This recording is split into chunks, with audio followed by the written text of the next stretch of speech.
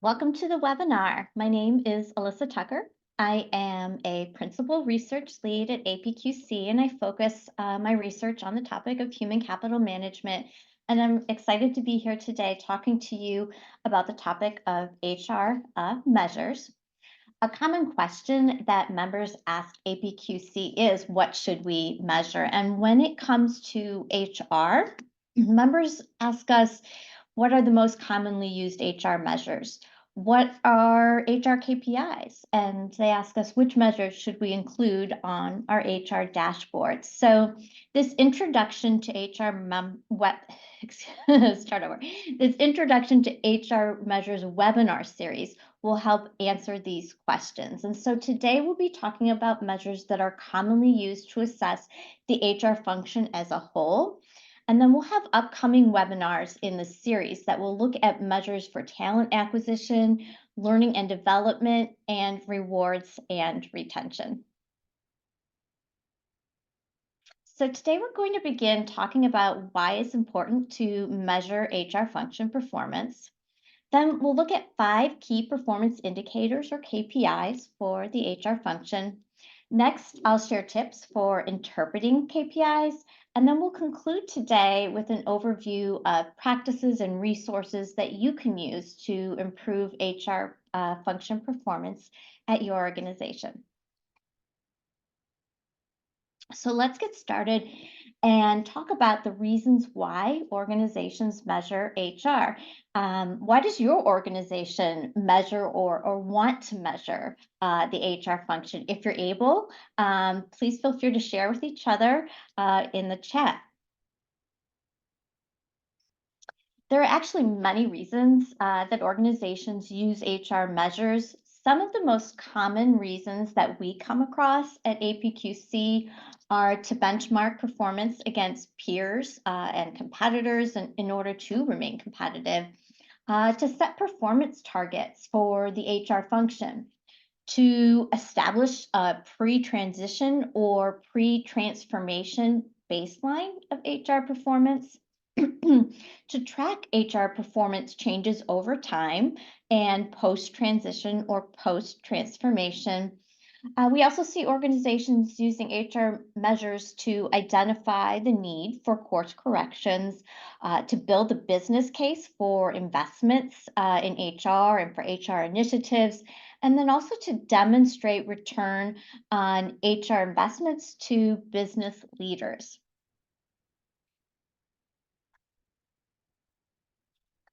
I also think that there are a number of trends that are increasing the importance and even the usage of HR function measures. And so I want to go over some of these right now.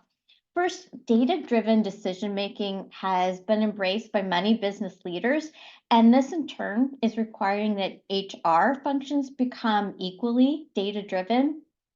Then economic concerns have business leaders scrutinizing expenditures, and when it comes to HR, requiring a higher level of proof to justify potential HR investments and HR budgets. Then advances in HR technology, data management, and analytics are making it possible for organizations of all sizes to generate quality HR measures. And then we have HR reporting. So we are seeing mandatory HR reporting requirements being put into place by various regulatory bodies. And so to give you some examples, we have the NASDAQ board diversity rule and the UK gender pay gap reporting, but we're also seeing increasing popularity of voluntary HR reporting frameworks, as well as annual human capital management reports being published and posted on the web by various organizations. And just to give you some examples of voluntary reporting frameworks, there are actually quite a few. Some of the more popular ones that we see organizations using are the Global Reporting Initiative, or GRI for short, and the Workforce Disclosure Initiative, which is WDI for short. And then finally, with the pace and scale of business and workforce changes, measures are, and I think will continue to be, really key for guiding, engaging HR's adjustment to these changes. So, against this backdrop, measures and benchmarking can help HR functions stay competitive and to effectively use their resources to meet critical business needs. So it's clear that measures are and will remain important to the HR function, but which HR measures should organizations use? And again, if you'd like and you're able to share in the chat with each other HR function KPIs that your organization uses or is considering using, please go ahead and do so.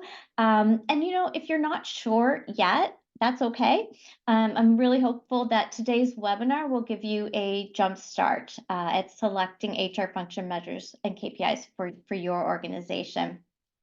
So while you share with each other, I do want to provide a bit of background information regarding the measures that APQC collects. So our measures are built on APQC's process classification framework. We call it the PCF for short, and it's a taxonomy of enterprise business processes. It provides a common language to describe processes. It includes clear definitions of process components, and this ensures consistent data collection from all the different organizations that complete our open standards benchmarking assessments, and it gives users of our benchmarking data the assurance that they are comparing like processes and measures. So the PCF decomposes functions starting with the category level, followed by the process group and process levels, and then ending at the activity level. Today, we are looking at the highest level of the PCF for the HR function, which is category 7.0, develop and manage human capital. So with this information in mind, let's turn and talk about some HR function key performance indicators. So on this slide are 5 HR function KPIs that we'll talk about today. They are HR cost per $1,000 revenue, HR cost per employee, number of employees per HR full-time equivalent or FTE, number of HR FTEs per 1 billion revenue, and voluntary turnover as a percentage of employees. So at APQC, we see organizations using these KPIs to assess the overall health of their HR functions. Later in the webinar, I'll share some examples of more specific or more focused HR measures that we also see organizations tracking in order to evaluate the performance of their HR functions. But for now, I want to talk about each of these measures a little bit more in detail. So let's turn and talk about the first 2 measures on this slide, which are measures of HR function cost.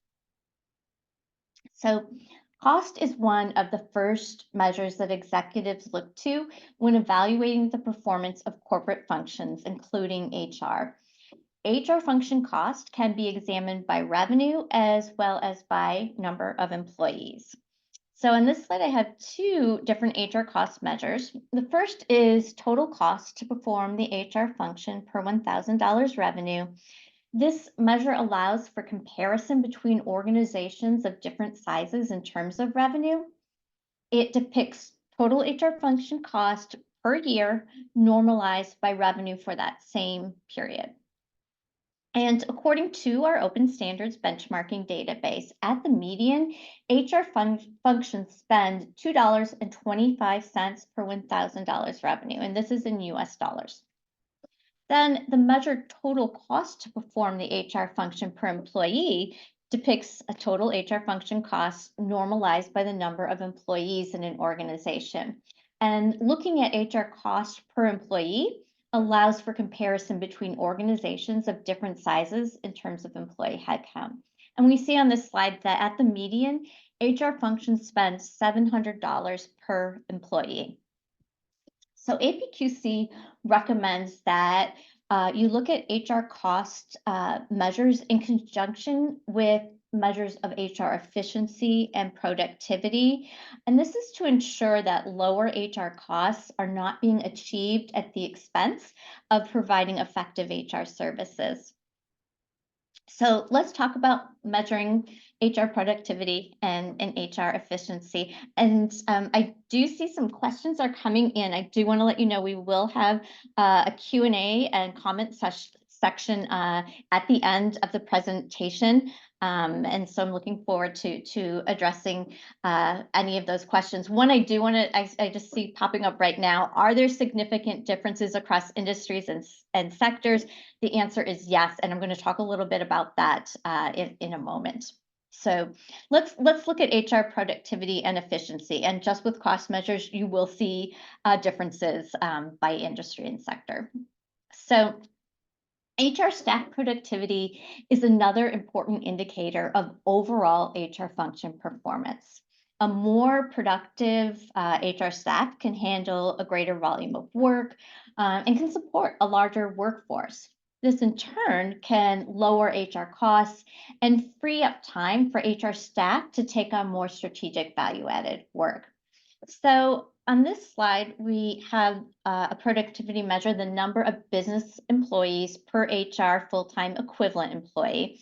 And this is the measure of HR productivity. And we see that at the median, organizations have roughly 105 employees per HR function FTE.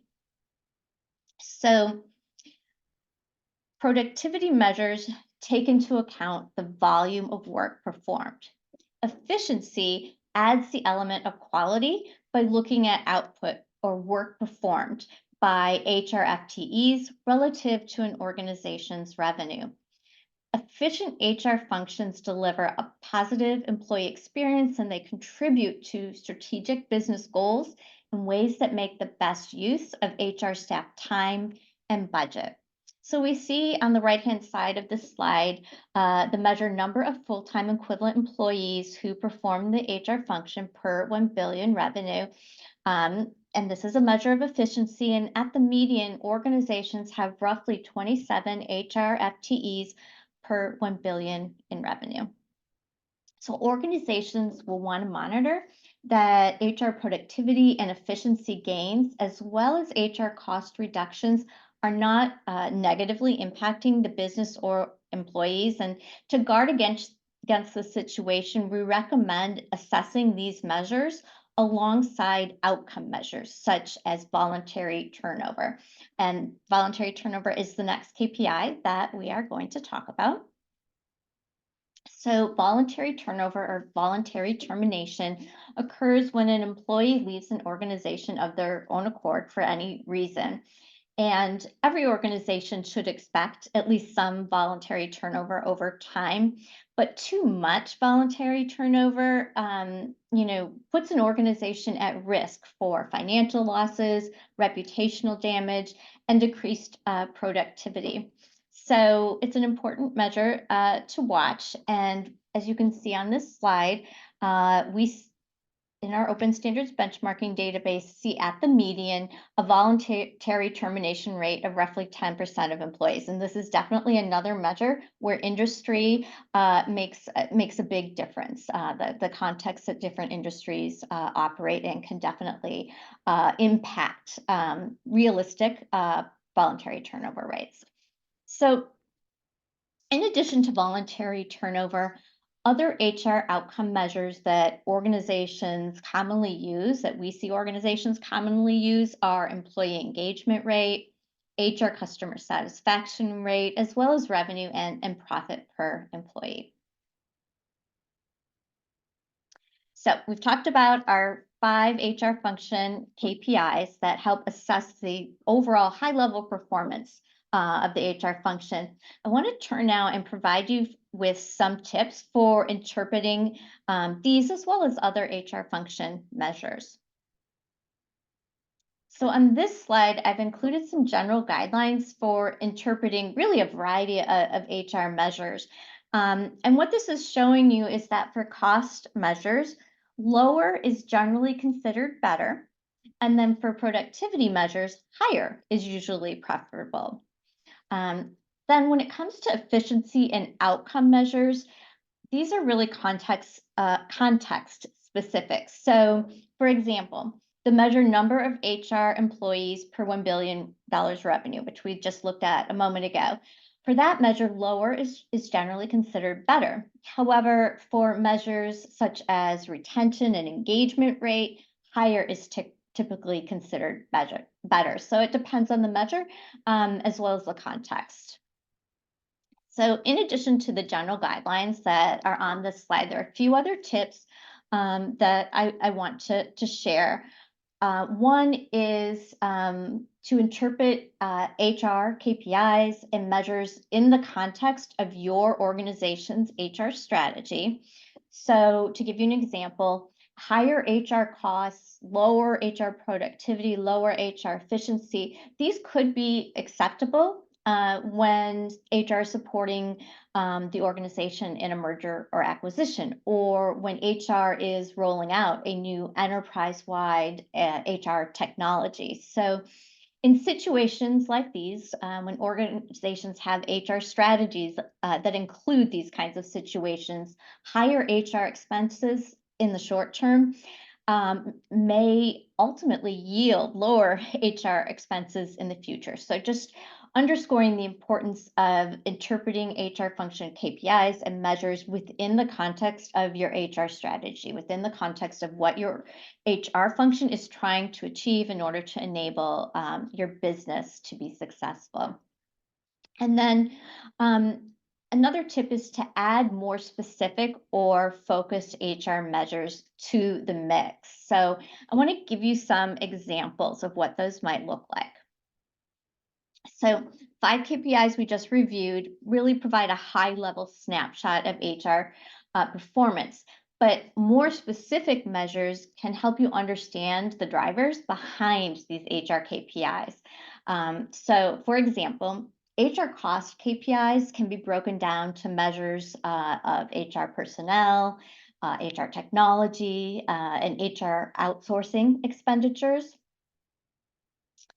HR cost, efficiency, and productivity measures can be broken down also to measures of specific HR processes. So to look, for example, at recruiting cost or recruiting efficiency, or learning and development cost or learning and development efficiencies. And I just see a question coming in about what does the metric ID on this slide represent? And the metric ID is what we use to make sure in our benchmarking and our measurement that we are comparing apples to apples. So at times you will see us abbreviate or shorten the way we talk about different measures, and the measure ID is the way that we can be sure if you're looking to come to APQC and benchmark that measure, that you are getting exactly the measure that you are looking at there, because we collect a lot of measures. So that's what the metric ID is. And if there are more questions, I'm happy to answer and talk about that after the webinar or at the end of the webinar.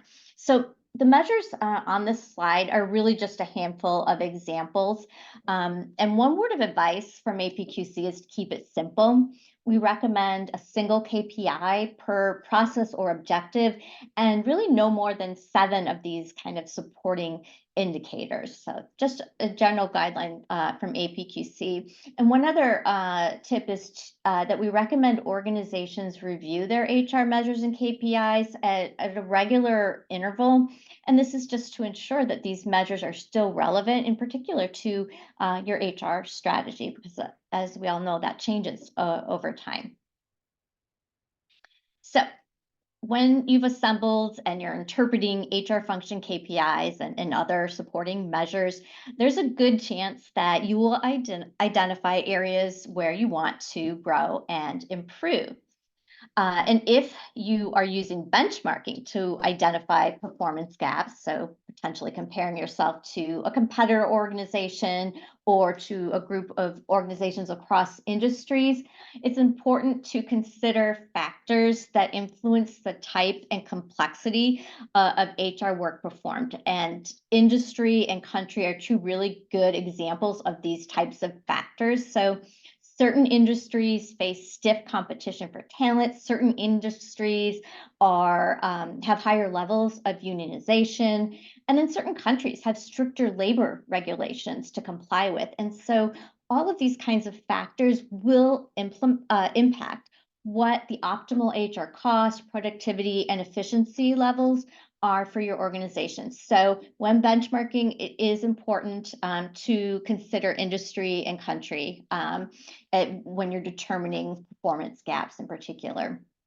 So you may have noticed on the previous slides that there's some big gaps between the 25th and the 75th percentile for the 5 KPIs that we were looking at. And this slide really summarizes those gaps between the 25th and 75th percentile, or in other words, the gap between top kind of HR function performers and bottom HR function performers. And so from this, we see that compared to bottom performing HR functions, top performing HR functions spend nearly $1,000 less on HR per employee per year, and that's in US dollars. They serve 121 more employees per HR FTE. They require 23 fewer HR FTEs per $1 billion in revenue, and they have about a third as many voluntary terminations. So APQC has a wealth of resources that can help organizations close performance gaps like these. And at the end of this slide deck, I've included links to some of these resources.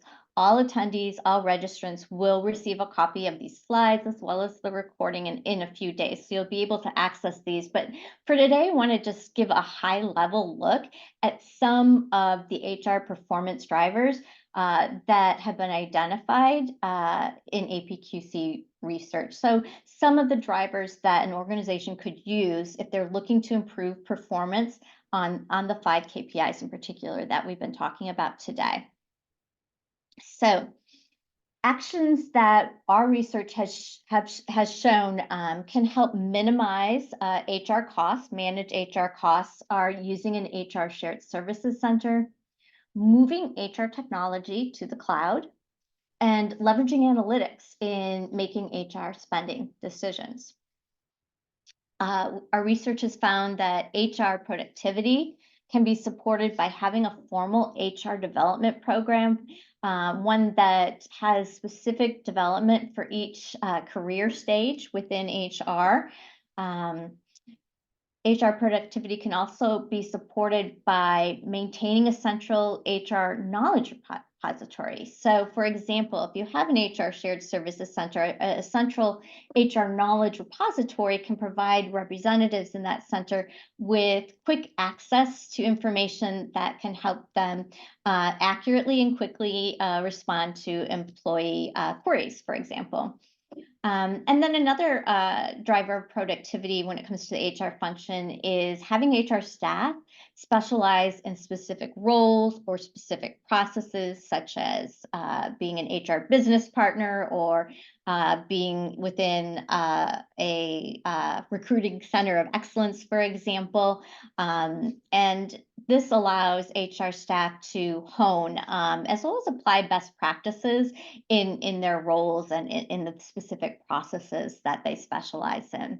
And then finally, to drive HR efficiency, organizations can streamline and standardize HR processes. They can automate high volume HR transactional work, and they can use HR process governance as well as continuous improvement approaches. So this brings me to the end of my prepared presentation. On this slide are the links to APQC resources that you can use to learn more about HR function performance drivers as well as HR function measures. And now I'd like to open the webinar up for comments and questions. If you haven't already, please go ahead and submit your comments and questions, and I will do my best to answer them. One question that I'm seeing is HR bringing analytical skills into their function? Hopefully, yes. I talk to a lot of HR leaders on a regular basis, and different organizations are at different levels of maturity when it comes to adopting analytics. But one of the developments that I have seen is over the recent years is really an improvement of the quality and access to HR data. So I do feel that the ability to use analytics to make informed decisions about HR spending, for example, is something that we are going to see accelerate in the short term. Another question is, when you have the recommendation to move HR technology to the cloud, which is one of the performance drivers I mentioned a moment ago, what do I mean by that? Is that software as a service? And yes, it is. So instead of housing HR technology in your organization, moving it to the cloud and really having an external vendor completely manage that software for you. So one of the benefits here is you're not internally having to deal with rolling out updates. That's being handled by a vendor. So it can be a really big time saver for HR function staff. Let's see. Okay, great question. When measuring HR costs, curious what costs are included in that measurement. And this ties back to the PCF, and I believe I have a link to that on the webinar slides, but you can also find a link on our website. And PCF category 7.0, all of those processes, activities are what get rolled up into that high-level HR cost measure that we are seeing today. Another key related to that question about metric IDs, you can take those metric IDs, for example, the ones associated with the HR cost measures I shared today, plug those into our resource library, and it will pull up what we call a measure spotlight page, which will give you more information about that metric, including the formula we use to calculate it, definitions that go into it, what parts of the PCF, what processes, activities are included, and it also gives you the ability to look at those numbers for different industries, for different organization sizes. So that's a high level of what's considered in HR costs, and in a way that you can get even more detailed information. If you have more questions, I'm happy to also have you follow up with me after the webinar. Let's see here. So one question we had earlier is, are there any specific learning and development measures? Yes, definitely. We've been in the middle of another webinar series on learning and development, and the next webinar in that webinar series coming up, I believe it's on May 4th, is actually going to talk about measurement in learning and development. So if you haven't registered for that, encourage you to do so. We will also later in the year have one of these introduction to measurement webinars that focuses just on learning and development. So a number of opportunities there. We are almost at almost at our time. Just see if we might be able to get one or two more questions. Megan, did you have anything that you're seeing that I'm missing? We've got one in our Q&A section. Melinda's asking, do you see any trends towards measuring a net promoter score approach being used for the HR function? Yes, very much so. I would say maybe in the last 5 to 7 years, that I would say maybe 5 or 7 years ago, that emerged as kind of a new thing. And now I see it as being very common. So I see organizations using that almost as commonly as they are using employee engagement rates. Some organizations use both employee net promoter score as well as employee engagement. Some prefer one over the other. Both are good outcome measures to really ensure that when you're looking, for example, to reduce HR costs, that you're not doing so in a way that ultimately hurts some of those outcomes like employee engagement that you want to maintain. Anything else? I think we're almost at time, Megan. I'm doing one more Okay, once over to make perfect. sure we Thank you. covered everybody. I think we did. I Okay. just reposted the link to the L&D webinar since that got brought up again. to register for that, for the measures, L&D measures webinar. And there's also some, if you go to our on-demand section of webinars, you can view our other learning and development webinars for part 1 and 2. Part 3 is what's coming up in May. Perfect. Thank you so much, Megan. And if Absolutely. you have more questions, listeners have more questions or comments, please feel free to reach out to me directly. My email is etucker@apqc.org. You'll also get access to my email when you receive a copy of the slides and recording in a few days. And we have our annual conference coming up next week. So check out our website for more information if you're interested in attending that. It's in Houston. And also watch our resource library for resources coming out of that conference after next week. And here's how you can follow us on social media. And here's how you can contact me either via email or LinkedIn. And thank you so much for your time today. And I hope to see you on other webinars in this HR measurement series.